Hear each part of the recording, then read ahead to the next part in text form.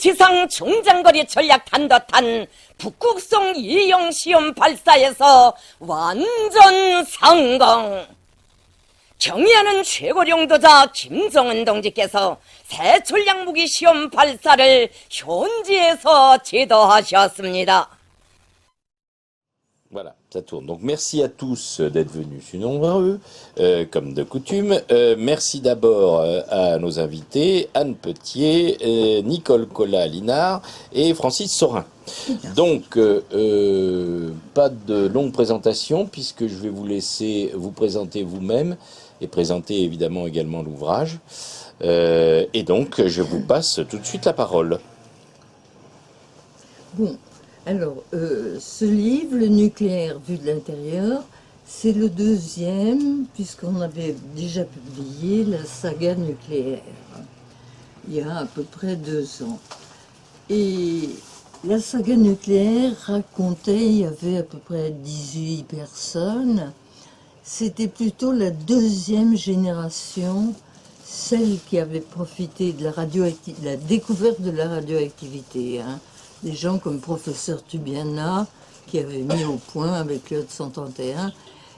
Donc, c'était des gens plutôt... le pape de la médecine nucléaire, Tubiana. Tubiana, c'était plutôt des gens plus âgés que les 29, c'est un gros bouquin, hein, qui sont recueillis ici, qui, eux, font partie plutôt de la 3e génération. Beaucoup sont encore en exercice, hein, dans les organismes officiels ou du CEA ou de l'ANDRA ou de l'EDF. Donc ils sont un peu plus jeunes. Ils étaient 29, j'ai pas pu les inviter tous. Hein. Ils ont des petits-enfants, des machins, des trucs à faire. Et ils sont surtout, beaucoup étaient à l'extérieur de Paris, et j'avais même des étrangers. Un Libanais, notre copain Ferras, un Espagnol, Catalogne d'ailleurs, Martine Comines, et puis 2 Canadiens. Donc c'est un peu difficile de les avoir réunis. J'attends en principe 2 participants quand même, pour leur donner la parole. Alors, le principe surtout, c'est que les gens que nous avons interviewés, qu'ils soient écologistes, certains sont devenus écologistes en étant autre chose avant d'ailleurs. Le chemin pour lequel ils sont devenus écologistes. Et vous verrez un des exemples, puisqu'on a un des responsables de Greenpeace, fondateur de Greenpeace au Canada, et qui raconte l'histoire de Greenpeace. Ils étaient 5 ou 6 petits groupes avec un petit bateau qui coulait, et petit à petit il s'est aperçu que c'était devenu une entreprise internationale, payée par le pétrole largement, etc. Et il a démissionné et il fait partie d'une organisation dont Anne va vous parler, qui est l'Association des écologistes pour le nucléaire. Et la majeure partie des gens qu'on a interviewés, surtout, souffrent de l'image qu'ils donnent, aussi bien aux médias qu'au public. C'est-à-dire qu'il y a une peur du nucléaire, que tout le monde connaît, qui est véhiculé, irraisonné, souvent irraisonnable, souvent disproportionné complètement, et les gens... Moi, je suis responsable d'un labo de radioprotection, radiopathologie. On avait du mal à se faire écouter. Et Francis Sorin, qui, lui, a une bonne tête, tout, était souvent, il avait des fonctions aussi, chargé de l'information et des études, Société française d'énergie nucléaire. Oui. Et j'étais au haut comité. Pour la sécurité nucléaire. Voilà. Donc, les médias, ils aimaient bien avoir quelqu'un comme ça, Et donc, tu étais plus souvent interviewé, toi et Bruno Oui, très souvent Combi, interviewé, très souvent insulté. très souvent insulté. Enfin bon, il faut faire avec. Ce dont il vous parlera. Parce que les médias français sont très antinucléaires, sont ignorants d'abord. Il n'y a pas seulement sur le nucléaire qui sont ignorants, mais bon, ils sont très ignorants. Mais sur le nucléaire, ils peuvent se montrer même violents et mensonges, etc. D'où l'idée, nos participants ont voulu vraiment parler de ce qu'ils appellent leur nucléaire, c'est-à-dire leur vision. C'est pas une apologie, c'est leur histoire propre, comment ils sont devenus, comment ils se sont transformés, comment ils ont été reçus. Et ils veulent faire passer aussi l'idée que le nucléaire, je vous rappelle, le nucléaire, on a quoi? On a le militaire, bon, laissons-le de côté. On a le civil, qui nous chauffe, enfin bon. On a le médical, qui est très important, qui guérit la radiothérapie, guérit 60%, 60 à 70% des gens actuellement. Et on a ce que j'appellerais le nucléaire naturel. Et les gens ne savent pas qu'il y a une radioactivité naturelle et qu'on baigne absolument dans de la radioactivité naturelle, qu'on en mange, qu'on en boit, que les vaches broutent de l'uranium, du thorium tous les jours. Donc ils mélangent tout, les gens mélangent tout. Et ce qui est drôle, et c'est une question qu'on m'avait posée hier, c'est que c'est les mêmes produits qui servent dans les centrales, qui soient naturels, comme l'uranium en particulier. L'iode 131 qui a explosé à Tchernobyl, l'iode 131, elle sert à guérir les cancers de la thyroïde. Donc on a les mêmes produits, parce que souvent les gens disent « Ah, le médical c'est bien. Ah, nucléaire médical, très très bien. » Mais pas le reste. Les centrales, on pourrait mettre des éoliennes à la place, des machins, des trucs, n'importe quoi. Voilà. Donc les gens ont voulu s'exprimer un peu sur leur histoire. Donc vous allez voir, il y a des chapitres différents. Donc c'est facile à lire parce qu'on peut sauter sur ce qui vous intéresse. Le sujet, il y a des chapitres différents. Qu'est-ce qui vous intéresse comme chapitre? Les déchets radioactifs. Et je donnerai peut-être, puisque c'est un grand sujet de discussion actuellement, et tu as sorti un livre dessus, et il vous en parlera tout à l'heure plus précisément. Et bien, voilà un peu ma présentation générale. Et Anne travaillait dans mon laboratoire, donc pareil, on a travaillé 40 ans ensemble. 40 ans. On est Nous plus vieux. n'exagérons rien. On est plus vieux. 17 ans, Ouais, mon âge. Le plus vieux couple, un des plus vieux couples qui tiennent, qu'on connaît. Parmi les deux meilleurs spécialistes de la radioactivité en France. Et Faut quand même Merci le dire. Francis. merci Si, Francis. si, Ah, tu peux C'est ajouter, reconnu comme ça. et tu peux Pour ajouter passer un mon- truc, c'est mon que, fait, comme on le personne voit, on est compétente, des femmes, mais tout va bien. et qu'il n'y en a pas Ah oui, excusez-moi. beaucoup. Il n'y en a pas beaucoup à être invité, même dans des colloques scientifiques. C'est vrai que c'est assez rare. Bon, vas-y, Anne. Moi, je voulais vous présenter presque des anecdotes sur tous nos acteurs. On les appelle nos acteurs. Et je vais vous parler d'un groupe, c'est l'Association des écologistes pour le nucléaire. J'ai bien dit pour le nucléaire. Mais ce n'est pas du tout un Lequel- oxymore. Du tout. Pas du tout. Comme vous allez nous l'expliquer. Non, mais Comme je vais l'expliquer. Son président, Bruno Combi, alors il a une vie extraordinaire dans le sens qu'il était polytechnicien, il est de l'école du génie nucléaire aussi, l'ESTA, ou je sais plus quoi. Enfin bref, une vie extraordinaire et en fin de compte, il a tout abandonné après avoir travaillé 1 ou 2 années à EDF.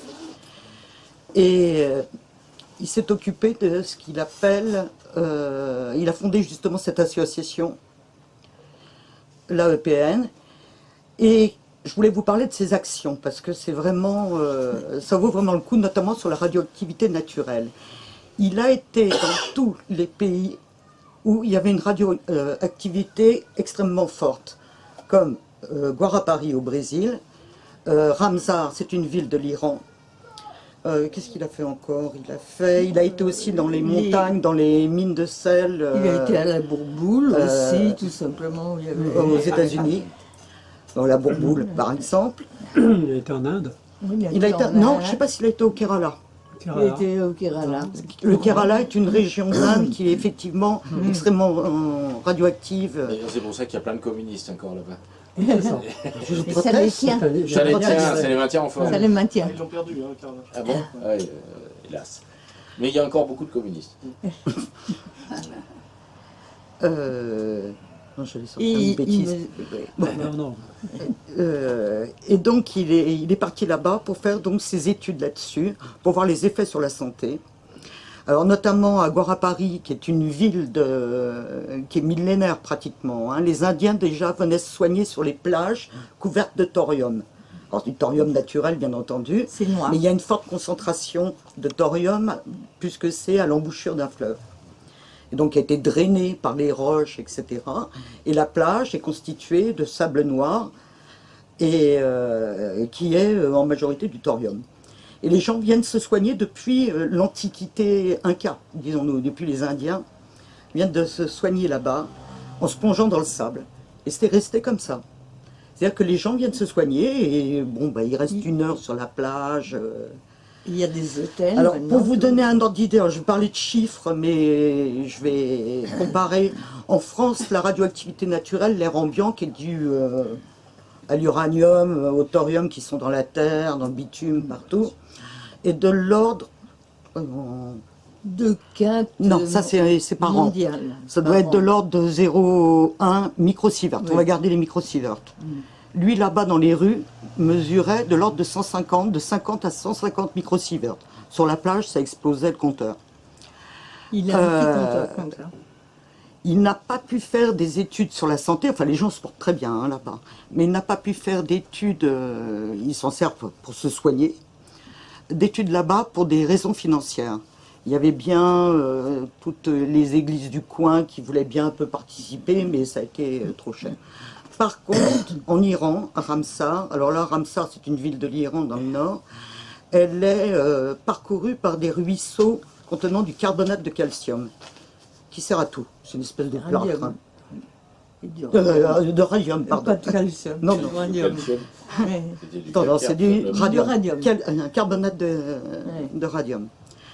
Et c'est des ruisseaux qui parcourent tout, notamment toute la ville. Ils s'en servent comme plâtre. Toutes les maisons sont construites avec ça. C'est en gros la ville la plus radioactive du monde, quoi. Parce que les fruits des jardins crash à... Je crois que c'est 30 microsieverts, enfin, je vous donne pas les chiffres, mais c'est pour vous donner 0,1 en air ambiant chez nous en moyenne, je vous parle pas de la Bretagne, mais à Paris, ça doit être de l'air de 0,1, et là-bas, c'est de l'ordre de 30, ne serait-ce qu'un fruit, et 150 à 400, je crois qu'il a été jusqu'à 400 microsieverts par heure, dans les habitations, dans les chambres. Dans les écoles. Il a même rencontré le monsieur le plus irradié au monde. Non, non, mais qui avait dépassé, à l'époque, hein, qui avait dépassé l'âge moyen de mort, Parce de qu'il habite mortalité. une maison Yes. Bien située construit. à l'emplacement. C'est là où c'est, enfin drôle, tout est relatif. Il était directeur de l'école, Voilà. qui elle-même directeur de l'école, qui était juste à côté d'une multitude de petits enfin de petits ruisseaux radioactifs qui descendaient de la vallée, de la montagne. La montagne. Je défie les lois de la physique. Et l'école était construite pareil, les enfants jouaient dans la cour au milieu des ruisseaux, bien radioactifs. Ce monsieur avait donc construit sa maison avec, avait été directeur d'école pendant, je crois, une bonne trentaine d'années, si mes souvenirs sont bons. Et il se portait comme un charme. Ses petits-enfants vivaient avec lui, etc. Là où c'est intéressant, c'est que des études ont été faites avec l'université voisine puisque paradoxalement, les Iraniens, c'est pas paradoxalement, mais on a tendance à les prendre pour des bons... Les Américains ne les aiment pas beaucoup. Voilà, ils les aiment pas communistes beaucoup. non plus. Mais ils avaient des registres... Mais non, on les aime bien, les Iraniens. Des registres de cancer, ils avaient fait déjà des études sur tous le les enfants, suivi des- les enfants qui avaient vécu, les enfants qui avaient grandi, etc., sur le suivi de tous ces enfants dans cette ville, et n'avaient rien marqué de particulier. On parle de scientifiques, il y a même un article qui a été publié en collaboration, un article scientifique soit, mais publié en collaboration avec Bruno, sur cette étude qui a été faite. C'est-à-dire que les enfants se portaient aussi bien qu'un enfant à 2,4 millisieverts. Mieux peut-être que dans le 14e. Donc déjà, je crois que je ne sais pas si Bruno l'a mis là, mais c'était une de ses... comment expliquer Expérience. Non, mais une de ses réflexions en disant qu'apparemment la radioactivité naturelle, même à des doses très fortes, ou c'est la panique en centrale nucléaire, hein, si on atteint cette dose-là. 150 microsieverts, on est tous dehors. Hein. Eh bien, apparemment, on aurait des effets plutôt bénéfiques et non des effets destructeurs. Qu'on a appelé hormésis. Attention, ça c'est des faibles doses. Très beau. Voilà. Donc il y a ça. En Attention. plus, il s'intéresse aussi à la sécurité nucléaire. Enfin, ça, c'est la EPN. Hein. Ce sont les actions de la EPN. Notamment, ils ont étudié ces drones qui sont passés, je crois que c'est en 2015, qui sont passés au-dessus des centrales nucléaires françaises. Personne ne savait d'où ils arrivaient. Et ça vient de lui, hein. Tout est de lui. Et personne ne savait rien. Paraît-il que même Ségolène Royal, qui était ministre à l'époque de l'énergie, l'écologie... Ségolène Royal ne sache rien de ce dont Ne elle savait a pas. la Ils ont- responsabilité, ça ne surprendra personne. Non, mais bon, ils auraient pu être un peu... Ils auraient pu s'intéresser, ça passait au-dessus des centrales quand même. Alors, apparemment, toutes les organisations style Greenpeace, etc., qui font toujours des découpages dans les barbelés, là, non, c'est pas nous. Puis bon, apparemment, on avait tendance à croire. Et Bruno s'est posé la question, mais mon Dieu, qu'est-ce qu'ils allaient faire avec des drones au-dessus d'une centrale nucléaire? Parce que ça n'a rien de danger. Comment dire, un drone sur 3 mètres de béton, enfin je veux dire que déjà un avion à 800 km, un F1 à 800 km/h, ce sont des essais. Hein. Dans un mur de béton de cette épaisseur, c'est l'avion qui est craché. Oui. Vous pouvez voir ça sur internet, c'est impressionnant. Le béton ne bouge pas pratiquement. Quelques débris, mais le béton ne bouge pas. Donc c'est mettre un moustique sur une voiture, quoi, en gros. Hein. C'était complètement ridicule, vous ne pouvez pas, même armé, ça pouvait strictement rien faire. Donc, alors, je vais vous reparler d'un autre écologiste, et tous les écologistes valent le coup, hein. Je vous parlerai après de l'hormésis. Patrick Moore. Patrick Moore est un des fondateurs de... comment dire, c'est pas le cinéaste. Ouais. C'est pas... C'est un Canadien. Michael. C'est le fondateur de Greenpeace. Fondateur de Greenpeace, mais un des premiers. C'est-à-dire qu'il a fondé dans une église de Vancouver cette petite association pour aller sur l'île, ma foi je ne m'en souviens plus, sur un rafio, effectivement, comme disait Nicole tout à l'heure, qu'ils avaient rebaptisé Greenpeace pour arrêter, donc ils ont été sur le lieu pour arrêter justement des essais, c'était plutôt, je ne sais plus ce que c'était comme essai. C'était pas un coup de baleine. Non, il a fait les baleines après, Il a fait avec les- nos amis russes. Il a fait les Attention. baleines aussi. Là, c'est pas rigolo. Et donc, ils ont les premiers à arrêter des essais sur, comment dire, une petite île au large du Canada, et on en fait un sanctuaire. Il a été pendant plus de 15 ans. Ça fait une quinzaine d'années, parce qu'il est resté 9 ans. Il a même été directeur international de Greenpeace. Et il a été, comment dire, au bout d'un moment, il s'est rendu compte qu'il était contre tout. Il dit, ben, j'ai décidé d'arrêter. Donc il a abandonné. Et à partir de ce moment-là, il est passé de pape, à peu près, de fondateur, à traître.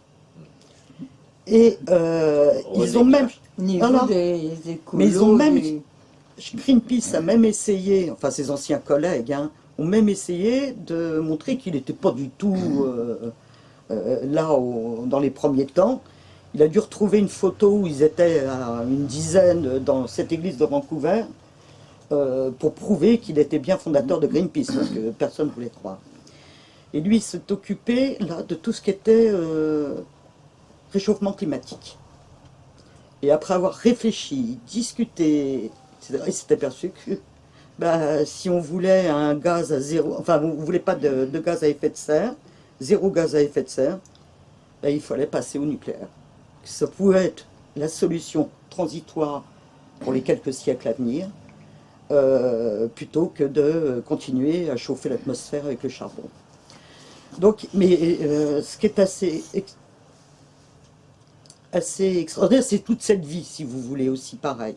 Cette vie de quelqu'un qui était mais anti-nucléaire, il aurait Oui, au début, complètement. complètement, hein, et, à petit, il ne dit pas qu'il l'a fait immédiatement. Hein.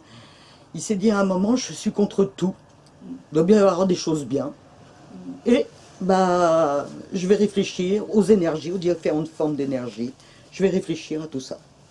Et c'est passionnant, enfin il explique, en critiquant, en disant même, excusez-moi, je mets mes lunettes, il pas grand-chose de près, quelque chose comme, il y a un des chapitres où il parle de ces anciens, de l'extrémisme écologique, voilà. Et qu'il rejetait la politique du Conseil des développement durable. Oui, Les extrémistes écologiques sont opposés à l'homme. Alors là, ça, c'est beaucoup de gens le disent. À l'homme, au social, etc. C'est un C'est ce qu'on appelle anti-humanisme, c'est très clair. l'écologie. malthusianisme. Absolument. et tout, ouais. L'écologisme, enfin une certaine forme d'écologisme, où ça rejoint, ça va être affreux ce que je vais vous dire, Non, ici, vous risquez rien. non mais ça va être affreux dans le sens que ça ressort certaines thèses nazies, Oui, du, comment dire... nous confirmons. Oui. voilà. C'est historiquement avéré. Et donc, je vous dis affreux parce que... Bah, c'est me considère simplement comme un- vrai, historiquement Voilà. attesté. Oui. C'est pas forcément Dans vrai, mais on l'histoire, va oui, dire. oui. cette C'est thèse politiquement le incorrect. faible, donc il n'y a pas vraiment de social dans l'écologie. Il n'y a C'est rien le de moins qu'on social puisse dire. dans l'écologie. Alors on reste toujours dans les écologistes, hein, mais arrêtez-moi parce que je pourrais, je l'ai écrit alors j'en parle. Toujours dans les écologistes. Donc vous voyez, on a quand même certains personnages comme Patrick Moore, qui est, alors, Jean-Luc Salavanaf, c'était là pour montrer nos collaborations. Lui est un scientifique, un ingénieur. Il a travaillé à Eurodif, c'est les usines d'enrichissement d'uranium. Et Salavanaf, il y a une des expériences qui est extraordinaire, tout est relatif. Alors là encore, je vais être un peu technique. L'uranium, pour un réacteur, il faut de l'uranium enrichi. L'uranium naturel, on ne peut pas s'en servir dans les réacteurs parce qu'il doit être à 0,2% à peu près d'uranium 235. C'est 238, 235. Voilà. Il faut, donc on l'enrichit avec de l'uranium, on l'enrichit. Avec de Comment dire, l'uranium à, fissile. voilà, Oui, difficile. à 235. Voilà. L'uranium 235. Avec de l'uranium 235, à peu près 7%. Oui, 4-5, 6, 4-5% pour les réacteurs. Ça dépend. 4-5% d'uranium bien costaud. Et voilà. tout ça, c'est que après l'uranium, il va cramer, enfin l'uranium va brûler et va nous rester encore de l'uranium appauvri. C'est ce qu'on appelle l'uranium appauvri, donc l'uranium naturel. Et tout ça, on peut le réenrichir encore. Alors en France, ça se fait plus. En France, ça se fait plus parce que les usines, je pense que c'était, je ne sais pas là, pourquoi Il nous a ça dit se fait. qu'ils allaient reprendre. Ils allaient peut-être reprendre, mais parce qu'on était les pros d'enrichissement, si vous voulez, et ça ne se fait plus. Donc voilà une collaboration avec les Russes. On envoie notre uranium appauvri, donc ça crache rien, hein. Je veux dire que c'est vraiment, je vous ai dit 0,1% de 135. On envoie notre uranium appauvri en Russie, et eux en profitent pour démanteler leurs armes nucléaires. Les armes nucléaires, voilà comment ils démantèlent. Leurs armes nucléaires, enfin l'uranium nucléaire, c'est, Oui. je crois que c'est à 80. À l'époque où il démantelait dans le cadre des accords START, Mais ils en ont etc., plein encore. Voilà, que oui, voilà. les Américains ont dénoncé Voilà, mais dernièrement. Donc, C'est ça. mais Mais au eux moins, jouaient le jeu. Les Ils Russes, jouaient le jeu. absolument. Voilà, tout à fait, ils jouaient le Comme jeu. nous sommes tous ici des agents dormants de Poutine, comme chacun sait, ou du KGB, on peut le révéler. Je regarde l'Arte très peu.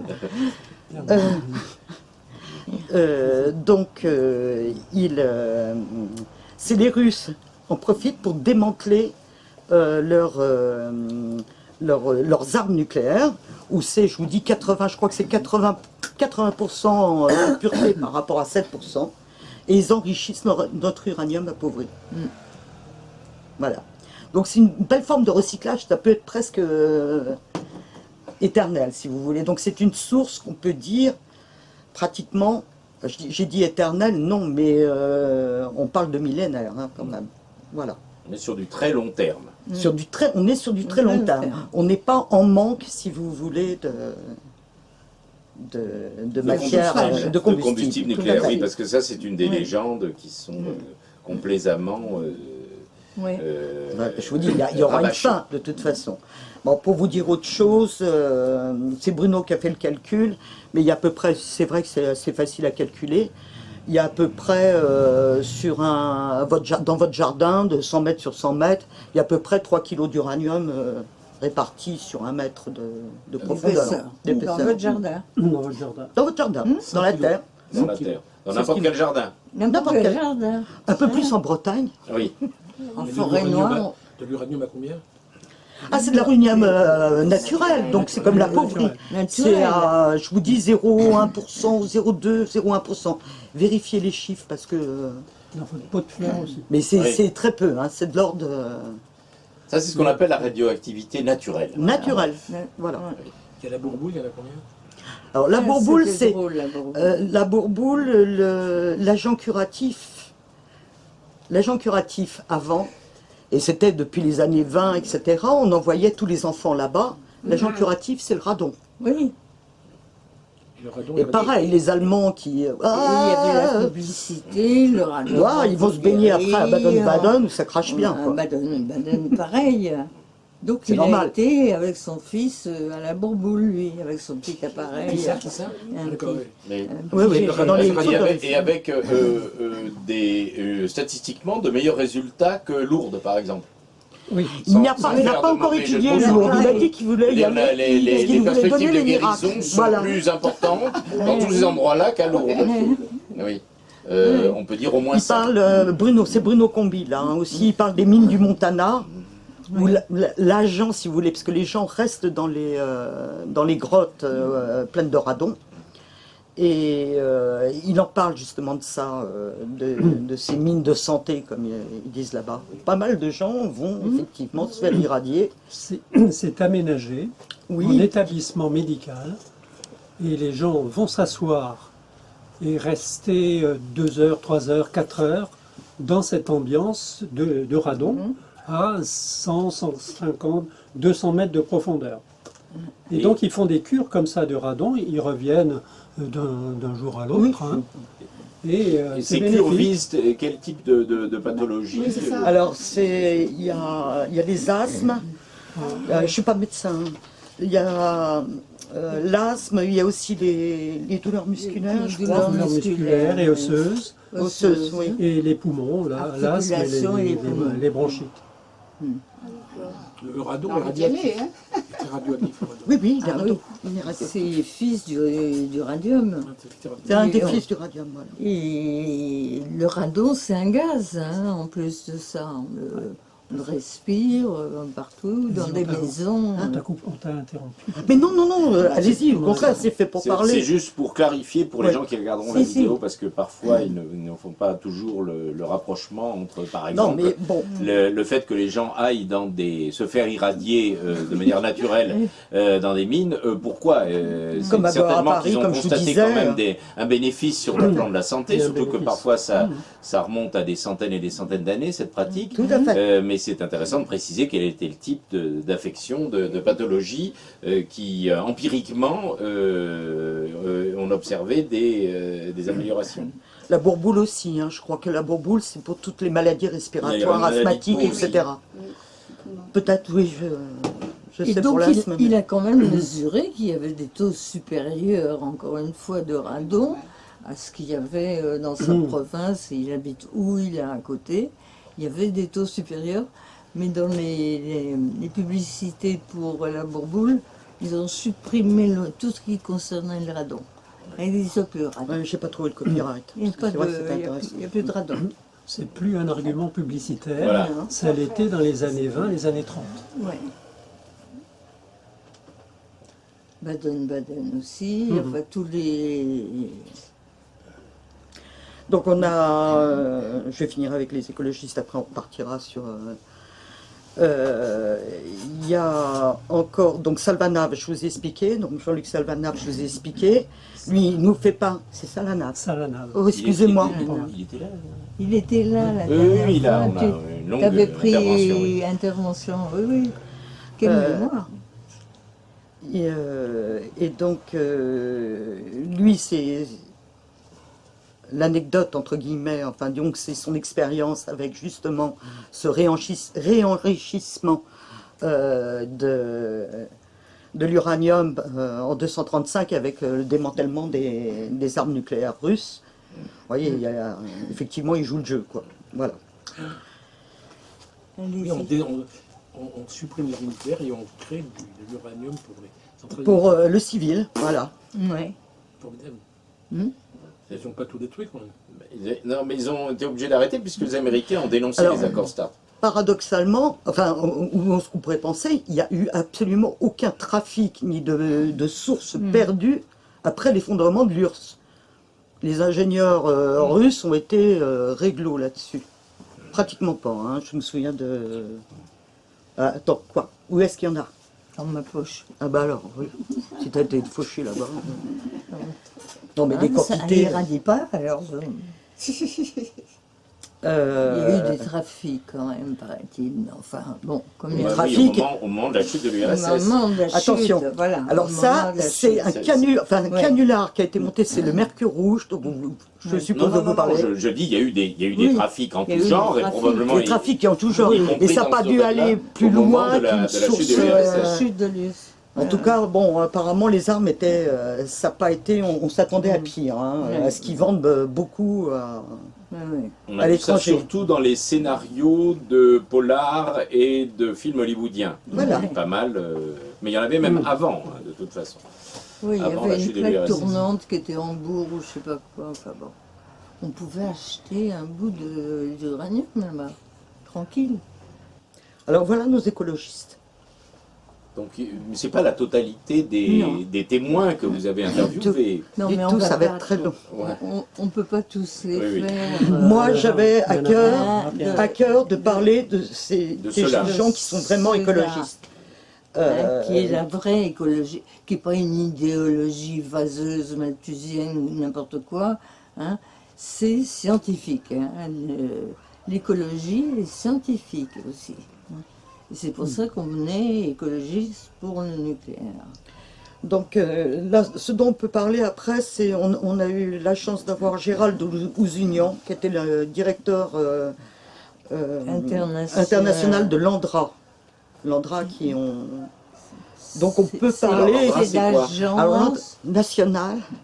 de gestion des des déchets radioactifs. radioactifs. Voilà. Donc c'est ceux qui construisent Bure et ils nous racontent la genèse de Bure. Voilà. Donc tout de CIGEO de A jusqu'à Z, c'est-à-dire le choix de CIGEO, etc. Alors avant de passer la parole à Francis, je tiens à signaler que l'Andra, pour une fois, on va faire cocorico. L'Andra, l'expérience française, aussi bien en construction de centrales nucléaires qu'en gestion des déchets, on est pris en exemple par la Chine. Non, mais je veux dire Oui, par mais la ça- Chine. Non, mais ce que je veux dire, c'est qu'on a l'expérience Oui, mais et la. c'est ce qu'on avait déjà rappelé lors du premier Oui, livre. Voilà. C'est-à-dire que c'est une Il y a ça, expertise où la France est au plus haut Oui, niveau on peut- mondial depuis des décennies Oui. et qu'on est en train de saboter consciencieusement. Consciencieusement, on année perd après notre- année. Exactement. On Oui. perd Notre- doublement.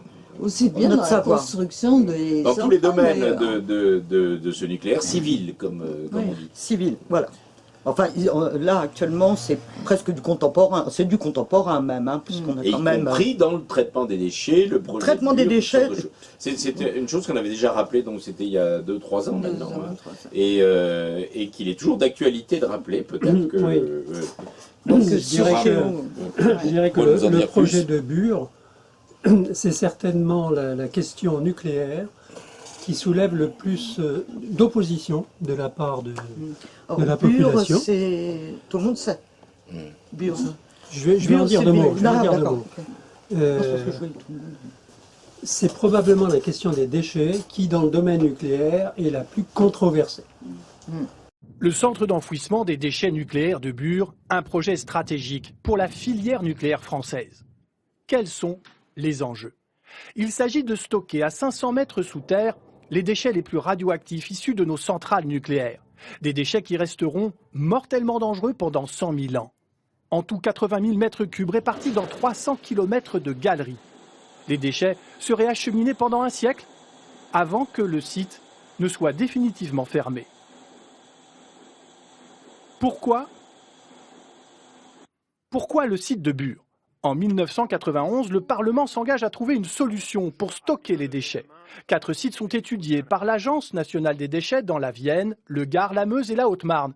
En 1998, c'est celui de la Meuse, à Bure, qui est retenu. Le sous-sol argileux serait idéal, l'argile servirait de barrage à la radioactivité. Cette roche est étudiée depuis 20 ans dans ce laboratoire souterrain. Donc c'est une roche qui est à la fois imperméable, c'est elle qui doit confiner la radioactivité, et c'est une roche qui est également assez massive, solide, dans laquelle on peut creuser des galeries de stockage. Quelles sont les critiques?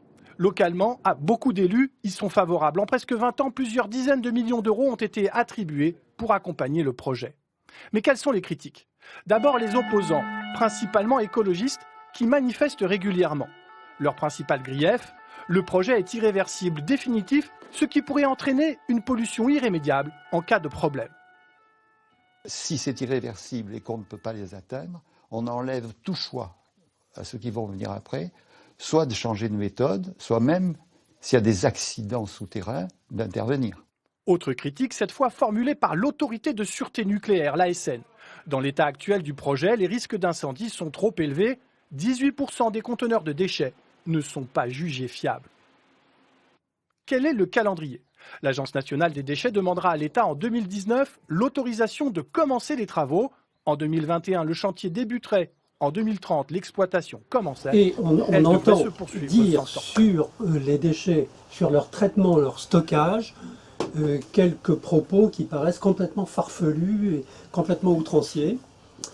Moi-même, j'ai fait l'expérience, j'ai été nommé au comité pour la transparence et l'information sur la sécurité nucléaire. Et pendant 6 ans, j'ai travaillé essentiellement sur la question du stockage des déchets les plus radioactifs, les plus dangereux, les déchets qu'on appelle de haute activité. Quelle est la solution qu'a retenue la France pour stocker ces déchets de haute activité qui sont les cendres, en quelque sorte, de la combustion de l'uranium dans les réacteurs? L'uranium reste 3-4 ans dans un réacteur, vous le retirez ensuite, il a changé de composition, et on prend cette matière qu'on recycle chez nous à 95%, et les 5% qu'on ne prend pas, c'est parce que ce sont des déchets. Mais ça, c'est important de rappeler les proportions. Oui. On avait déjà d'ailleurs évoqué ce Absolument. débat il y a 3 ans. C'est une toute petite partie, Une toute petite partie, puisque l'essentiel de ce que C'est produit 4%. le nucléaire est recyclé. Oui. Et comme on l'a dit, réutilisé. Ou tout seul, ou... Et c'est de ces déchets-là Voilà. qui représentent une infime partie Voilà. du combustible. infime. Et En de ce qui fait, est en fait, utilisé. les déchets nucléaires ne se résument pas au centre de combustion de l'uranium, aux déchets de haute activité. Vous avez aussi des déchets qu'on appelle de faible et moyenne activité et dont la radioactivité ne dure pas très longtemps, s'éteint assez rapidement et qui sont déjà stockés. Vous avez, c'est ce qu'on appelle les déchets à vie courte. Et vous avez, en attente de stockage, ce qu'on appelle les déchets à vie longue, c'est-à-dire leur radioactivité va diminuer, mais très lentement. Et parmi ces déchets à vie longue, vous avez les déchets de haute activité. Il y a les déchets de moyenne activité et de haute activité. Pour ces déchets-là, qu'est-ce que la France a prévu? Elle a prévu de les stocker en profondeur, à moins 400, moins 500 mètres, et c'est le projet dont vous parliez, de Bure. Projet CIGEO à Bure. Donc la France, qui est, je dirais, au top niveau quand même dans ce domaine, avec la Suède et la Finlande, la France donc prévoit un stockage qu'on appelle stockage géologique, c'est-à-dire qu'on va bâtir notre centre de stockage à moins 500 mètres, dans un environnement rocheux approprié, qu'on n'a pas choisi au hasard, qui est de l'argile, etc. Alors pourquoi ce choix? Moi je vais aller très vite, on pourra revenir Non, mais là-dessus. c'est important de vous pouvez développer pour que ce soit Ouais. clair pour les gens qui regarderont cette vidéo, parce que comme on pourquoi entend ce- énormément de sottises, Pourquoi ce choix en profondeur? Parce qu'on pouvait se dire, et ça a été l'objet d'un débat, en 2005, il y a eu un débat national sur cette question, faut-il les stocker en profondeur, faut-il les stocker en surface ou en subsurface? Le choix a été celui de la profondeur, et je vais dire pourquoi très rapidement. Pour 3 raisons, disons. Première raison, c'est que c'est un système de confinement qui est extrêmement robuste, puisque les déchets sont vitrifiés, c'est-à-dire incorporés à une matrice de verre, et ça devient des blocs rocheux solides. Ce n'est pas des gaz, ce n'est pas des liquides, c'est des déchets de haute activité. C'est des blocs rocheux qui sont mis dans un conteneur, lequel conteneur est mis dans un surconteneur. Et on prévoit de mettre ces surconteneurs à l'intérieur de petites alvéoles creusées dans la couche géologique à moins 500 mètres, revêtues d'un chemisage métallique. Qu'est-ce qui peut se passer? Est-ce que les blocs rocheux, par l'opération du Saint-Esprit, vont remonter à la surface? Non, évidemment, ce n'est pas possible. Il y a un problème avec ce stockage en profondeur, c'est l'eau. Oui. Même si la couche choisie, la zone choisie, est très imperméable, il y a quand même un peu d'eau qui circule. Très peu, mais tout de même un petit peu. Et au fil du temps, l'eau va corroder ces protections, mais de manière très lente et s'échelonnant sur des milliers d'années. Alors, imaginez ces conteneurs dont je parlais qui soient corrodés au bout de 10 000, 15 000, 20 000 ans. L'eau peut arriver au contact du verre, des déchets qui sont incorporés à cette matrice vitreuse, et qu'est-ce qui va se passer? L'eau peut lécher cette matrice et se charger éventuellement des radioéléments, c'est-à-dire des atomes radioactifs les plus légers, disons, et parcourir, soit aller vers le bas, soit remonter en surface, mais il faut savoir que dans ce genre de couche géologique, une goutte d'eau se déplace de 2 ou 3 cm tous les 10 000 ans. C'est pratiquement, il n'y a pratiquement pas de déplacement. Et quand il y a des failles, quand il y a des failles dans la roche qui peuvent se former, c'est pas exclu. À ce moment-là, c'est pas quelques centimètres, c'est 1 ou 2 mètres. Bon. Autrement dit, c'est un coffre-fort, ce stockage géologique, un coffre-fort autour des déchets qui écarte pratiquement, je dis pratiquement parce que il faut toujours, faut jamais être trop péremptoire, mais qui écarte pratiquement toute contamination importante qui De pourrait, l'environnement. qui pourrait remonter en surface. Ça, c'est la première raison qui fait que aussi bien les techniciens et ingénieurs français que les Chinois, Les Chinois. Ils sont les venus à Américains prendre. aussi, Ah oui. les Allemands, Ouais. les Finlandais, bref, tous les pays avancés qui mènent les études les plus sophistiquées, disons, sur le stockage de ces déchets de haute activité, se rejoignent sur la méthode de stockage en profondeur. Donc un système de confinement qui est complété par la protection offerte par la barrière rocheuse, qui fait que ne peuvent arriver en surface au bout de 100 000, 150 000 ans que quelques atomes, du fait de cette durée, ils vont arriver en surface de manière très échelonnée, sur des millénaires, et de manière ils vont être complètement dispersés, ce qui fait que leur impact sera nul. Impact nul, c'est la oui. conclusion de tous ceux qui travaillent à cette question. Alors, bon, quelqu'un de l'Andra va pas vous parler comme moi. Il va vous dire Il y a modestement. Il y a une chose aussi qui a été Oui. prévue, c'est que, à tout hasard, principe de précaution, Réversibilité. il y a... J'y viens. Ah, d'accord, excusez-moi. J'y viens. J'y viens.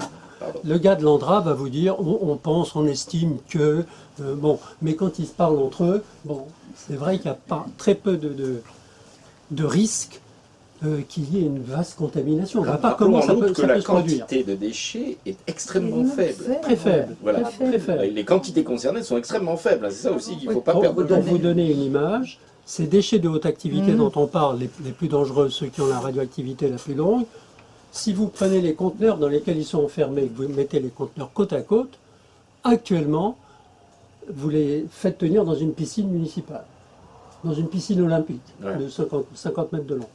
Les conteneurs. Hein. Avec Avec- C'est ce que le vous avez volume. expliqué, Voilà. j'oublie toujours son nom. Il nous avait dit les gens parlent de choses qu'ils ne connaissent pas, ils ne les ont jamais vues même. Jamais Il vues. dit, moi je les ai vus, les déchets conditionnés, etc. Il nous expliquait tout ça. Tous les déchets, Même pas de quoi, ils n'ont jamais vu, ils Ouais. n'ont pas même Non. idée de à quoi ça peut ressembler. tous les déchets du programme Ni la nucléaire quantité. français, Ça, c'est Il a- 60 ans d'électronucléaire. Oui, hein. c'est 60 ans Autant d'électronucléaire, c'est ça qu'il faut rappeler 60 aussi. hein. ans. 60 ans de... Oui, oui. c'est ça que 60 Oui. années de déchets, ça Déchets. tient dans une piscine, hyper conditionné, vitrifié, etc. En Donc, la 2015, première il avait dit raison- Le haut de la Tour Eiffel. Le Qui haut de fait- la Tour Eiffel. la première raison qui fait que les scientifiques français ont choisi le stockage géologique, c'est celle-là, un confinement vraiment très très robuste. Deuxième raison, quand vous mettez un centre de stockage à moins 500 mètres de profondeur, vous le mettez à l'abri des glaciations, des inondations, des tremblements de terre qui n'ont pas d'effet à moins 500 mètres, qui ont des effets à moins 50 mètres, moins 100 mètres, moins 200 mètres à la limite, mais pas à moins 500 mètres. Vous le mettez à l'abri de tout ça, de ces phénomènes extrêmes naturels, et vous le mettez aussi à l'abri des chutes d'avions, par exemple, et vous le mettez à l'abri des intrusions humaines, qu'elles soient volontaires ou au hasard, mais vous le mettez à l'abri de ça. C'est pratiquement, une fois que ce stockage aura été rebouché, qu'on aille à moins 500 mètres, voilà, c'est vraiment... Donc, c'est la deuxième raison. Déjà, la sorcière, il faut Voilà. le prendre. Hein.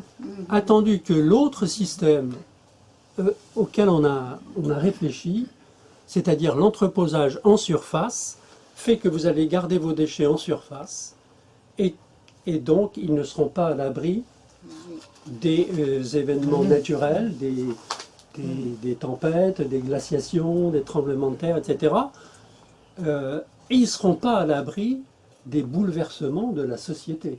Qui vous dit que dans 20 siècles, 3 siècles, la France ne sera pas une dictature et qu'on voudra puiser là-dedans. Je ne sais pas. Donc, On y arrive. à l'abri des bouleversements physiques, naturels, et des bouleversements et des bouleversements sociétaux, je dirais. Troisième raison, je ne veux pas développer, mais troisième raison, on enlève aux générations futures la lourde charge de s'occuper de ces déchets. Autrement dit, on fait la réflexion suivante. Nous, génération qui a profité du nucléaire, nous n'allons pas larguer nos déchets à nos descendants. On a bénéficié du nucléaire, donc on doit en gérer les avantages et les inconvénients. Donc, ce qu'on va offrir, entre guillemets, évidemment, à nos enfants, aux petits-enfants, c'est pas débrouillez-vous avec ça, on laisse tout ça en surface, débrouillez-vous avec, et pendant des générations, ils vont se débrouiller avec, et ce sera une lourde charge pour eux. Oui, parce qu'ils sont là, hein, Voilà. je veux dire, ils Ouais, existent. On les a mis dans un coin, on va dire. Et l'idée, non, ne pas les. Alors, effectivement, pour la raison que vous venez de dire, je suis très bref, c'est aussi de dire, oui, on a trouvé une solution et Oui. jusqu'à présent, personne n'en a proposé d'autres. Absolument. Indépendamment du fait des futurs déchets. Mais comme il s'agit, mais ceux qui sont bien là déjà, il ne s'agit pas de les laisser dans un coin, parce que à écouter justement les adversaires de ce genre de choses, ça aboutirait à ça. Donc, sans compter que si le mode de stockage, pour toutes les raisons que vous venez d'expliquer, s'avère, et vous allez expliquer dans un instant que même dans toute hypothèse, si ça n'était pas, s'il y avait un loup ou un problème caché, des dispositions ont été prises justement Absolument. pour ça, eh bien au moins cette solution, si elle s'avère aussi efficace qu'il le semble, eh bien résout le problème pour non seulement les générations futures, pour les déchets nucléaires déjà accumulés, mais aussi sur ceux qui seront produits par la suite. Très bien, on va vous engager à l'endroit. Oui. Oui. Donc, ces trois raisons que je viens de résumer, et je dirais en conclusion ce que vous venez de dire sur la réversibilité de CIGEO. Qu'est-ce que ça veut dire? Ça veut dire que dans les dizaines d'années qui vont venir, peut-être, même probablement, les ingénieurs vont vouloir modifier un peu tel ou tel élément dans le dispositif de stockage, vont vouloir arranger telle ou telle chose, même éventuellement peut-être récupérer des fûts de déchets pour les habiller différemment, les protéger différemment. Enfin bref, pour améliorer techniquement cet équipement. Donc il faut leur laisser la possibilité, il faut leur laisser cette possibilité. Autrement dit, le centre est conçu pour que pendant toute la période où il restera ouvert, qu'on va le remplir, à peu près 120 à 150 ans, va durer cette période. Le centre va rester ouvert, il sera réversible, c'est-à-dire que tout va être fait dans la structure de l'équipement, etc., pour, si nos descendants veulent modifier les choses, qu'ils puissent le faire, qu'il n'y ait pas des scellements de zones définitivement condamnées. Le centre fermera définitivement quand il sera rempli, au bout de 120, 150 ans. Alors là, il sera définitivement fermé, et comme disent les Américains, close and forget, c'est-à-dire vous fermez, et puis vous en occupez plus. Il n'y a pas besoin de gérer un tel stockage géologique. Mais les 150 années de remplissage, on peut toujours faire des modifications. Autrement dit, CIGEO est porteur d'amélioration possible. Voilà. Je m'arrête là sur CIGEO. Évidemment, il y aurait énormément de choses à dire. Moi, j'ai travaillé pendant 6 ans là-dessus au sein du Haut Comité. Et on a fait pas mal d'auditions, y compris d'opposants. Une chose que je dois dire, je veux pas trop charger les opposants, mais bon, la plupart du temps, on avait droit à des arguments qui tenaient pas vraiment la route. Et ce que je dois dire, c'est qu'on n'a jamais eu, de la part des opposants, qui disent c'est un crime contre les générations futures. Ils ont écrit ça. Oui, C'est continue. sortir du nucléaire qui met un crime contre les générations futures. Absolument. Bon. Nous n'avons jamais eu de la part des opposants le scénario par lequel de graves dommages pourraient intervenir sur les populations riveraines. Comment? Oui, vous dites que c'est un crime, vous dites que les populations vont être attaquées dans leur santé, dans leur intégrité. Dites-nous comment. Parce que nous, les ingénieurs de l'ANDRA, ils disent ce qui va se passer avec telle progression de tel radioélément dans tel milieu, etc.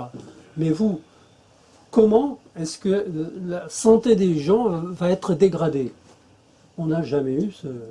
Mais il n'y a personne. Mais non, mais vous n'aurez jamais de réponse. Mais trop Pékin et et Dieu Mouton. merci, ce dont on s'aperçoit, c'est que quand même l'appareil d'État français, en dépit de toutes les critiques qu'on peut lui faire, comme précisément il n'y a aucun discours cohérent, rationnel, opposé à celui des promoteurs de ces projets-là, indépendamment de la compulsion démagogique qu'ils ont à faire écho aux préoccupations complètement chimériques, irrationnelles de toutes sortes de gens que nous connaissons parfaitement, maintiennent ce projet contre vents et marées, et parfois au risque d'une certaine impopularité auprès de cette population de foule légèrement abrutie par la démagogie escrologiste. Ce qui conforte énormément aussi bien les responsables politiques français qui,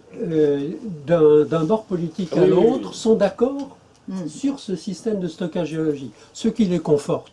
Bon, en plus, évidemment, du discours des scientifiques, des techniciens qui disent on peut compter là-dessus, c'est le fait qu'à l'étranger, tous ceux qui travaillent sur ces questions-là, il y a un consensus entre eux.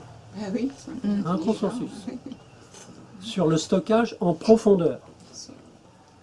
Sans compter que, je le rappelle parce que et c'est important de le rappeler, dans une période où la préoccupation essentielle, principalement des écologistes dont nous parlions à l'instant, c'est le réchauffement climatique, d'un point de vue scientifique, même chose, il n'y a aucune espèce d'alternative sérieuse qui ait pu être proposée jusqu'à maintenant de la même manière. Ça n'a pas empêché, en revanche, notre appareil d'État de s'orienter vers les inepties de soi-disant transition énergétique, avec les coûts faramineux pour l'État, pour le contribuable, pour le public, que les gens ne soupçonnent pas encore.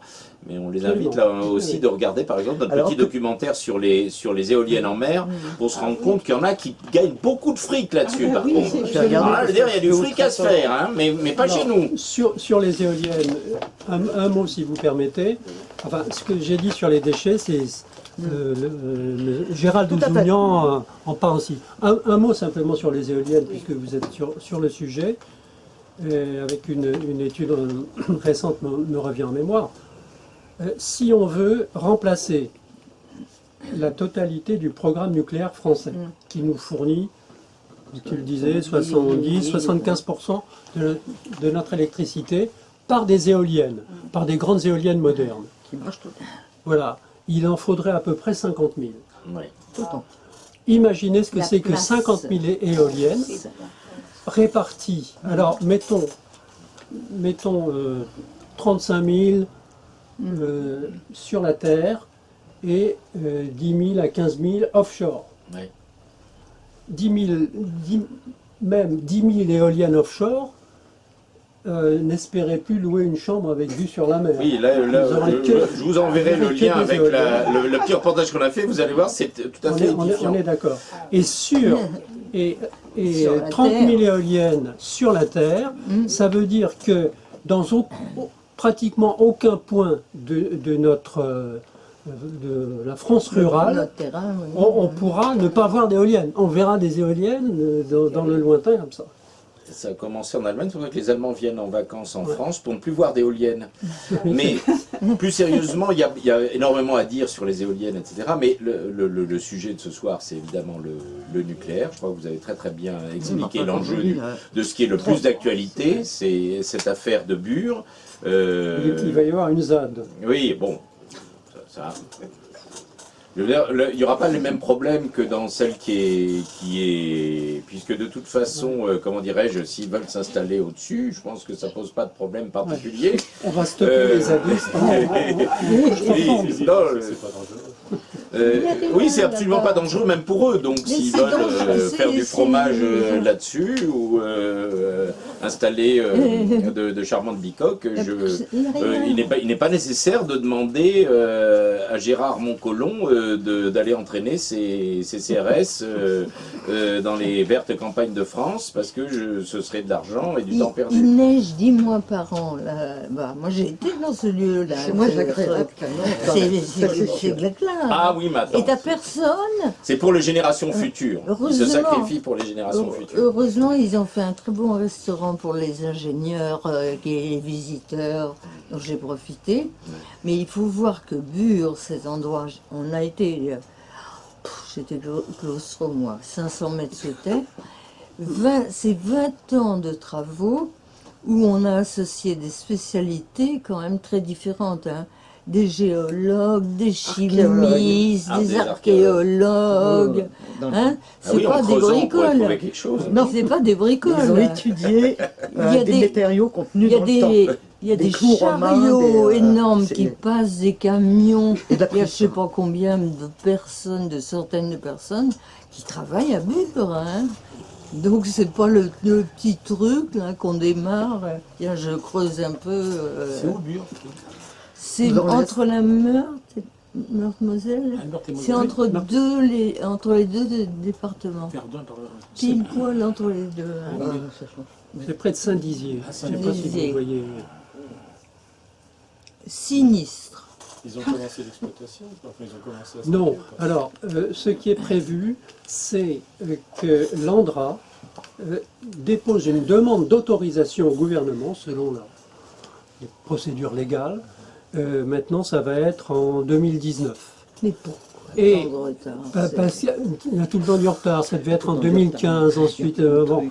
Alors, une demande, une autorisation, une demande d'autorisation de construction en 2019.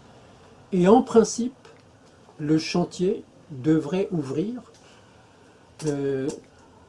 Normalement, il aurait dû entrer en service avec les premiers conteneurs factices, pas remplis de vrais déchets, en 2025.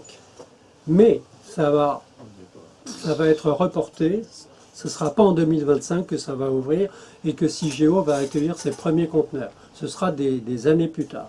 J'oubliais de dire que quand Cigéo sera construit, il y aura une phase pilote qui va durer 5 ans. Pour l'instant, c'est prévu comme ça. 5 ans pour faire des essais, voir comment ça fonctionne. Donc, pas de conteneurs avec des vrais déchets, avec des faux déchets. Vous vous rendez compte ça? Bon. Alors, vous pouvez vous demander... Je dirais pas ça.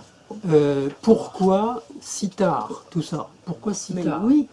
Mais tout simplement parce que ces déchets de haute activité ne peuvent pas, ne doivent pas être stockés, être confinés tout de suite. Parce que ces déchets dégagent une très forte chaleur. Il y a une très forte radioactivité. Donc, il faut les laisser, avant de les mettre en profondeur, il faut les laisser refroidir, disons entre guillemets, quelques dizaines d'années. C'est pourquoi on estime, et tous les nucléaristes du monde ont estimé qu'il fallait, dans les années 60, 70, 80, qu'il n'était pas urgent pour ces déchets-là d'avoir des équipements disponibles tout de suite, qu'on pouvait continuer les réflexions. C'est ce qu'on a fait nous, Français.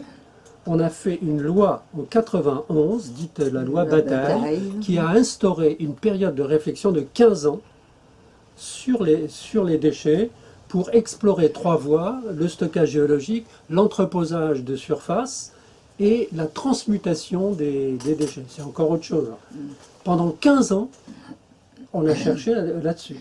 Et on se disait, le gouvernement, à juste titre, a dit, bon, c'est pas la peine de se presser, on a du temps, on va mettre 15 ans pour réfléchir. On va réfléchir soigneusement. Ouais. Et là, on a bien réfléchi. Absolument. Voilà. Peut-être des questions? Oui. Moi, j'avais entendu dire que tout était recyclable. Déchets. Ah, Non, non. non, il y a 5 Presque tout. Presque tout, presque tout. actuellement. Oui. Peut-être C'est-à-dire répondre que rapidement là-dessus. Quand vous prenez l'uranium que vous avez brûlé dans une centrale pendant 3 ou 4 ans, cet uranium-là, il s'est considérablement transformé, il comporte des atomes qui résultent de la fission des atomes d'uranium, on appelle ça des produits de fission, et il comporte des atomes d'uranium de 235 qui ne sont pas fissionnés, mais qui ont capturé un neutron en plus, au passage, comme ça, hop. Et ça, c'est des gros atomes qu'on appelle les actinides. Alors, les actinides et les produits de fission, ça fait à peu près 4% de cet uranium que vous retirez de la centrale. Le reste, c'est de l'uranium et du plutonium. C'est-à-dire des matières nobles, énergétiques, que vous pouvez, qui sont capables de produire encore de l'énergie. Ils sont recyclés. Voilà. Voilà. Ça servir. Question, Émeric. Non, déjà, merci beaucoup pour cet exposé, et puis merci pour tout aussi, parce que lutter contre un certain obscurantisme et pour la défense de la souveraineté énergétique de nos pays, et je pense que ça vaut pour tous les pays du monde, hein, c'est pas spécialement l'autre. Je dis ça en tant qu'internationaliste, c'est-à-dire que chaque pays a droit à son autonomie énergétique, et en plus ça contribue à la paix. Alors, simplement, je me fais peut-être un tout petit peu l'avocat du diable, parce que j'y pensais naturellement, c'est que j'entends absolument tout ce que vous dites. Je pense que beaucoup de gens doivent se dire malgré tout, et sans être dans ces délires écolo-nazifiants dont vous parlez, etc. Bon, il y a comme eu Three Mile Island. Peut-être pas systématiquement nazifiant, mais on va dire malthusien. Malthusien et surtout ignorant. On en a parlé, Je me suis excusé pour le mot que j'allais prendre. Non, mais on en a parlé la semaine dernière à propos de mon Canada. Et on était d'accord. Mais bon, Three Mile Island, Tchernobyl et Fukushima, évidemment, Fukushima, des conditions du Japon sont pas plus que la France, mais comment montrer aux gens que ça ne peut pas se reproduire. Fukushima, c'est surtout une catastrophe naturelle, hein, faut c'est peut-être le rappeler. Hein. C'est d'abord les morts, c'est le tsunami. Vous n'arrivez plus surmonter. Oui, mais ce qu'il fallait construire là à ce moment-là. Ah oui. Après, je vous donne par exemple la réflexion de... Bon, on est plutôt dans le camp progressiste pour faire large, on ne va pas rentrer dans les détails politiques, mais une amie, une communiste italienne, me disait, moi en France je serais pour le nucléaire, mais avec Berlusconi, c'était à l'époque, il y a 10 ans, il est en train de tellement casser mon pays que j'ai pas confiance. C'est ça Et c'est vrai que là, d'une certaine manière, ça touche à peu près tous les régimes, y compris donc l'URSS, mais c'était quand même la catastrophica de Gorbatchev, donc c'est plutôt les économies de type planiste qui sont capables, disons, d'avoir, disons, une maîtrise de leur souveraineté et concertation générale, des gens formés, etc., des contrôlés. Mais si on rentre dans le capitalisme sauvage, et on y va, et que vous ne serez plus là pour garantir une certaine rationalité, voilà, quels sont les risques inhérents à tout ça? Oui, mais le capitalisme sauvage, lui, il est pour les éoliennes. Parce qu'il y a beaucoup plus de thunes à se faire pour les intérêts spéculatifs qu'avec le nucléaire. Il faut quand même répondre aux gens, en règle générale, là je me fais le porte-parole, parce qu'on est tous écologistes. Les éoliennes ou le photovoltaïque. tous pour avoir un bon environnement sain, c'est que c'est un faux problème, c'est de ce point de vue-là. Et même ce que disait Suin, c'était un écologiste Europe Écologie Univers, c'est-à-dire nier déjà la souveraineté française, le fait qu'on ait vouloir absolument changer de cadre national, déjà ça pose un problème d'une certaine manière, parce que chaque pays doit défendre sa propre souveraineté. Pourquoi déjà vouloir changer lier absolument l'écologie à un changement de cadre, de cadre institutionnel? Déjà ça pose il y a des tas de problèmes qui se posent comme ça. Mais il ne s'agit pas d'aborder les questions politiques, justement il s'agit de les aborder, montrer ce qui est de plus commun, de plus universel, c'est-à-dire le bien commun de la population. De toute l'intérêt général. L'intérêt général, voilà. C'est là-dessus je pense qu'il faut se placer. Mais après j'ai une autre question plus précise. Sur Greenpeace, là, ça m'a passionné ce que vous disiez, et je vais me précipiter sur le livre, mais un des fondateurs ou un des anciens, voilà, est-ce qu'il était fondateur ou est-ce qu'il est un des anciens dirigeants de Greenpeace? Et voilà pourquoi il a je pose été la question. fondateur. Oui, Puis voilà. ensuite, il a été dirigeant de Greenpeace. Parce qu'à un moment, je crois que c'est Nicole qui sous-entendait, et je pense qu'effectivement, il y a beaucoup d'indices qui le montrent, que c'était quand même lié au lobby pétrolier, et qui dit lobby pétrolier dit quand même impérialisme américain, je pense que quand même... Mais c'est le cas de toutes ces ONG. Il le dit, il a vu ce changement où ça devenait politique, etc. Ma question c'était, est-ce que c'était dès devenu le départ, l'entreprise, ou est-ce que ça a été récupéré après? Ah, Comment ça a ça s'est été passé? récupéré et petit à ensuite petit. dispersé dans Voilà, tous les pays, hein, l'Allemagne étant le principal, et il y a eu de plus en plus... Je ne sais pas s'il l'a vu au moment, il faudrait que je relise tout, excusez-moi, hein. Mais je sais qu'il l'a senti, il l'a vu, mais il voulait surtout être, comment dire, changer un petit peu. Il y a un très bon livre de Olivier Vermont c'est sur l'histoire. Il s'est infiltré. C'était un mec comme vous et moi. Il s'est poussé les cheveux comme vous et moi et tout. Et il s'est infiltré dans Greenpeace. Et ce qui intéressait, alors il est passé plein d'examens, on pose plein de questions. Il raconte tout ça dans son livre. Ce qui intéressait le plus les gens, c'est ces facultés qu'il avait de se battre, physique. Est-ce qu'il avait des sports, etc., etc. Et il raconte tout ça, il est monté en grade, etc. Il a, dans son livre, il a des photocopies de fausses commandes ou de fric versé, etc. J'ai essayé de retrouver ce mec, il a disparu de la circulation. Alors, Albert Michel, hein, Olivier Vermont. Il n'y a toujours pas Jacques Fro, mais pour vous dire, si comment dire, Bruno Combi a, comment dire, a créé, si vous voulez, il voulait plus être seul parce qu'il commençait vraiment à avoir peur. Il le dit dans le livre. Hein. Il commençait à avoir peur. Il a été plus ou moins maltraité à un congrès d'écologistes, je ne sais pas quoi, une sorte de comment dire, où il présentait ses livres, où il présentait comment dire, ses occupations, et c'est quasiment comment dire, fait tabasser. Oui, bon. Non, ils mais sont ce que pas je veux tous dire, comme ça, les écologistes. Mais pour ça reprendre la question d'Emeric et sur l'origine de Greenpeace, on a eu dernièrement sur le site un très intéressant article, une recension d'un article fait par une chercheuse polonaise sur les fondations allemandes. Comment elles sont arrivées et comment, sous une forme pseudo-associative, c'est l'équivalent des ONG à l'anglo-saxonne. Tout ça, il faut le rappeler, je parle à des gens qui ont peut-être le souvenir de ça, on va dire jusqu'à la fin des années 60, ça n'existait pas ces trucs-là. C'était l'État, c'était les États qui avaient en charge tout ce type de préoccupations, d'actions au travers d'administrations, de services publics, etc. C'est-à-dire qu'on a privatisé en gros toute une série de choses qui relevaient de l'agronomie, les problèmes de pollution, les problèmes de climatologie, les problèmes liés aux nuisances industrielles, au milieu agricole. Toutes ces questions-là étaient prises en charge par des administrations, voire des ministères, en France et dans les autres pays du monde. C'est sous une impulsion américaine et on va dire anglo-saxonne, puisqu'on a le pendant de ça en Allemagne, c'est la montée en puissance des fondations. Et je vous invite à regarder l'article qu'on a publié qui est très instructif. On voit comment l'axe atlantiste, là comme ailleurs, a bien fonctionné, mais c'est un mouvement qui est assez récent en Allemagne. Ça a commencé dès l'occupation américaine de l'Allemagne, dès la fin de la guerre. C'est les Américains. Et absolument, aux États-Unis, ça s'est américaine, développé à la fin des années 60 avec la création de Greenpeace et toutes ces ONG. En France, toutes ces choses-là n'existaient pas non plus d'ailleurs. Et c'est intéressant de voir comment derrière, on va toujours trouver des intérêts privés privée, idéologique, des grands groupes financiers qui sont intéressés dans le cadre c'est absolument évident et caricatural même dans le cas des éoliennes, mais on pourrait multiplier les exemples à peu près partout.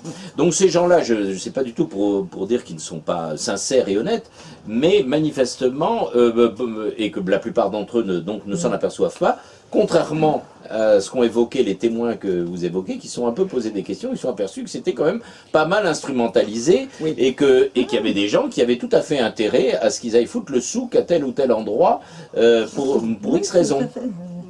Voilà. Sophie, domaine de transmutation, quelles sont les activités en cours? C'est, je pense, un domaine prometteur, notamment les surgénérateurs. Ensuite, ne croyez-vous pas que parler d'obscurantisme, me semble-t-il, c'est un peu Parler de quoi, pardon? Bon, c'est Emmerich qui a parlé d'obscurantisme. C'est Emmerich. À mon avis, c'est pas vraiment un très bon argument. Il vaut mieux débattre avec eux qu'avec moi, ça n'a pas de sens. Oui.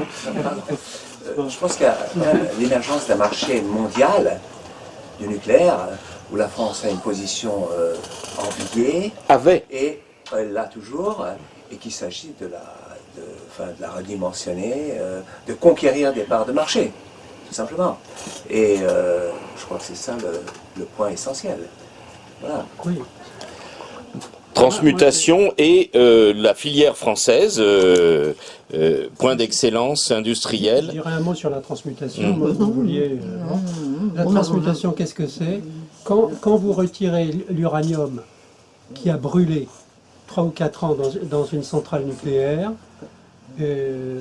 96%, comme je l'ai dit, c'est récupérable, c'est de l'uranium et du plutonium. 4%, c'est d'autres radioéléments qu'on ne peut pas utiliser. Les transmuter, on va essayer de les enfin l'objectif futur, c'est de les transmuter, c'est-à-dire de les transformer pour que leur radioactivité soit moins intense et dure moins longtemps. Parce que c'est de la physique, hein. Je veux dire qu'un radioélément, c'est pas en le chauffant, c'est pas en le mettant dans un... Donc il faut le couper, quoi. Vous pouvez dire quelques mots là-dessus. Pour la radioactivité, de toute façon, on ne peut rien y faire. Je veux dire que ça dure 30 ans. On ne pourra pas le changer physiquement en le chauffant, en le refroidissant, etc. Ça sera toujours 30 ans, quel que soit l'état. Pour la transmutation, c'est plutôt des coupures, c'est une change en autre type d'atome. En autre type d'atome.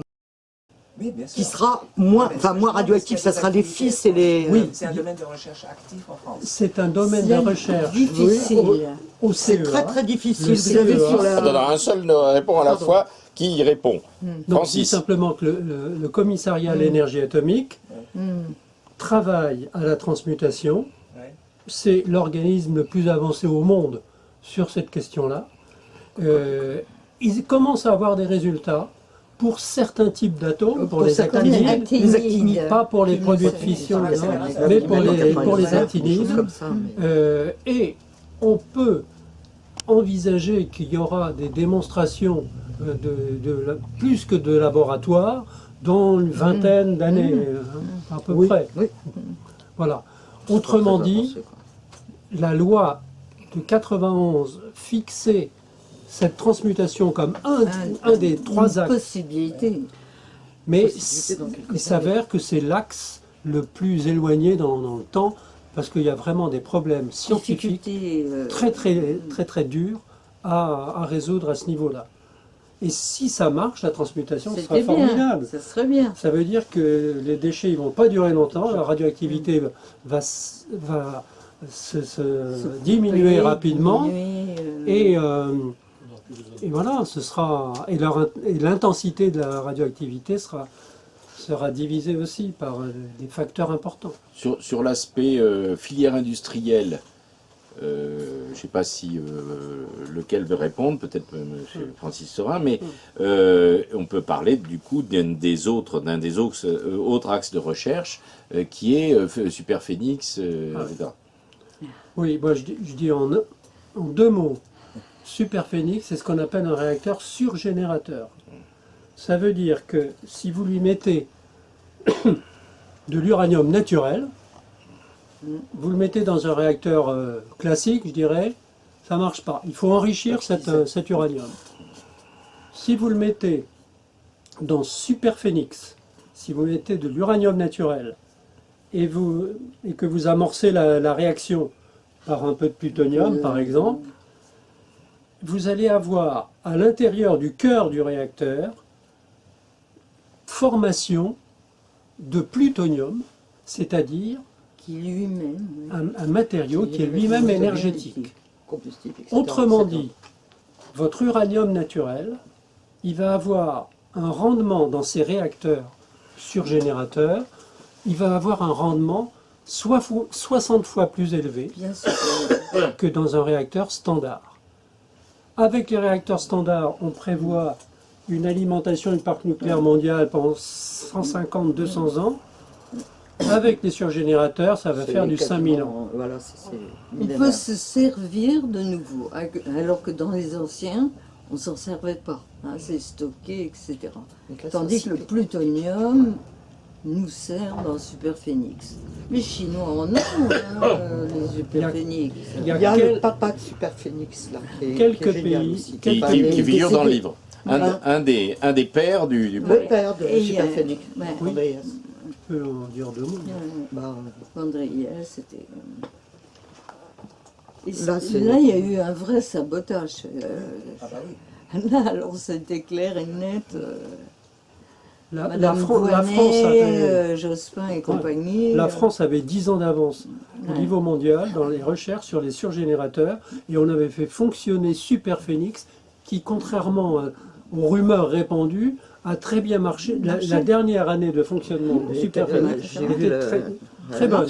Donc, on était arrivé à mettre au point ce type d'appareil avec une puissance formidable, puisqu'il avait 1200 MW de puissance, Superphénix, c'est-à-dire la taille d'un réacteur standard.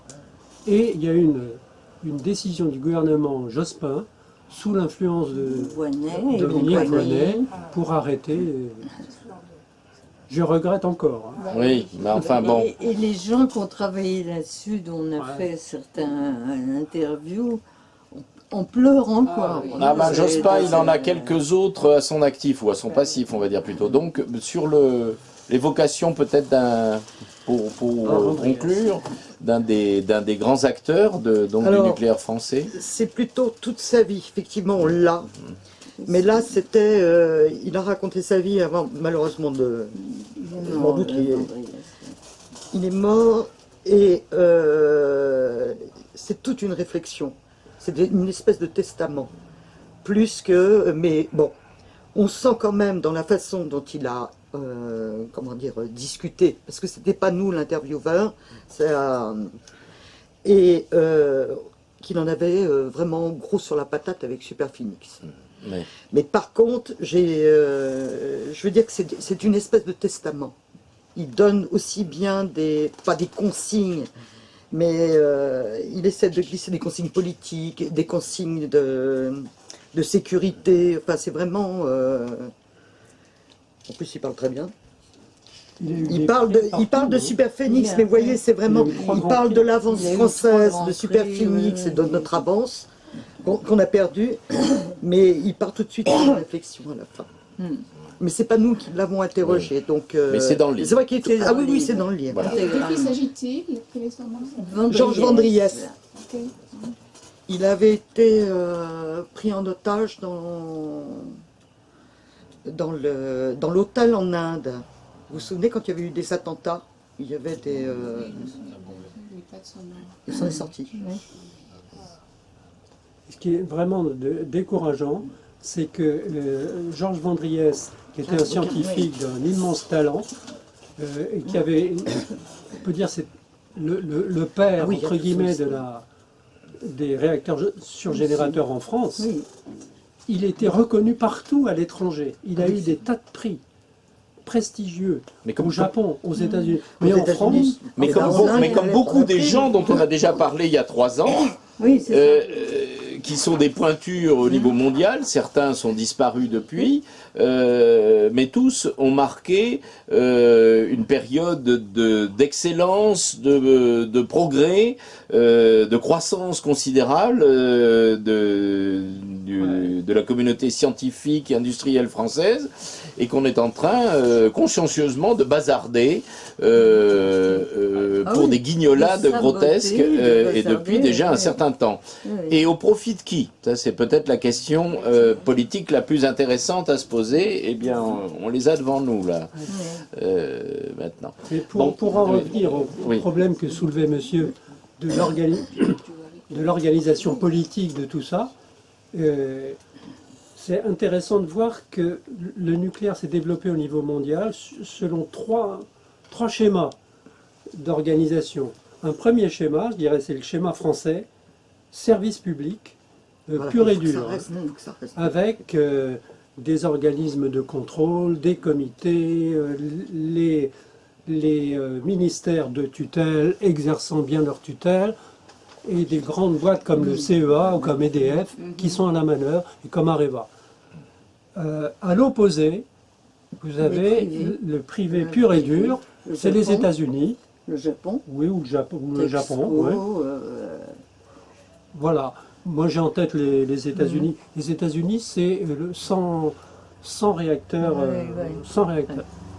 Et alors, c'est des firmes privées qui construisent leurs centrales nucléaires. Mais il y a quand même, il faut bien le souligner, un contrôle strict d'organismes nationaux, fédéraux aux États-Unis, oui. Ouais, fédéraux. Et vous avez l'intermédiaire, comme par exemple l'Allemagne, où vous avez des firmes privées, mais en étroite symbiose avec les Länder pour organiser la production, etc. Donc vous avez un peu ces trois schémas, mais c'est vrai qu'on peut s'interroger s'il y a des bouleversements de la société, des modes de gouvernance, etc. Le nucléaire, c'est tout de même une question qui doit continuer, à mon avis, d'être gérée avec une bonne part de puissance publique à la gestion de cette industrie. D'autant que ça a très bien marché, comme ça. Oui, comme à peu près tout ce qu'on a privatisé en France, d'ailleurs. Évidemment, nous avons la SNCF qui est d'actualité, mais enfin... quand on payait qu'au kilomètre. Jusqu'à maintenant, en particulier la filière nucléaire, comme on l'a rappelé, avait fait de la France, sur le plan industriel, le pays de premier plan. Tout à fait. Mais on y est toujours. Donc, on ne voit pas du tout pourquoi, mais si, il s'agit de changer une équipe qui gagne, avec les époustouflants résultats qu'obtiennent les nouvelles équipes, comme chacun peut le constater quotidiennement. Bon, on va peut-être conclure quand même, parce que le temps a filé. Je voulais juste vous dire qu'on a eu la joie quand même, parmi les très anciens, il y a la petite fille d'Irène Joliot-Curie qu'on a réussi donc à interviewer, mais qui va très bien. Qui va très bien, mais elle parle plus. Elle ne se considère pas comme même si elle est physicienne, elle ne se considère pas comme quelqu'un faisant partie intégrante du nucléaire. Mais par contre, elle nous a beaucoup parlé d'union rationaliste. Ouais. Alors, voilà. C'est autre chose. C'est autre chose. Mais elle parle beaucoup de la famille. Oui, c'est la famille. C'est la famille. Mais enfin, c'était assez émouvant de la voir, qu'elle nous parle, qu'elle nous reçoive. Elle est jeune. Et le petit-fils Langevin aussi. Non, elle a 93, je crois. Oui, 93. Mais elle pète la forme. Oui. Le petit-fils Langevin. Il est aussi, d'après ce que j'ai compris, il est toujours dans l'union rationaliste. Oui, c'est une affaire de famille. Je crois qu'ils étaient mariés ensemble. Oui, ça, oui, bien sûr. Ils je ne sais plus qui. Elle est mariée avec... Ils ont encore une librairie. Joliot-Langevin. Ils ont une librairie, l'Union rationaliste rue... Ouais, ils passent toujours à la radio aussi. Ils passent à la radio.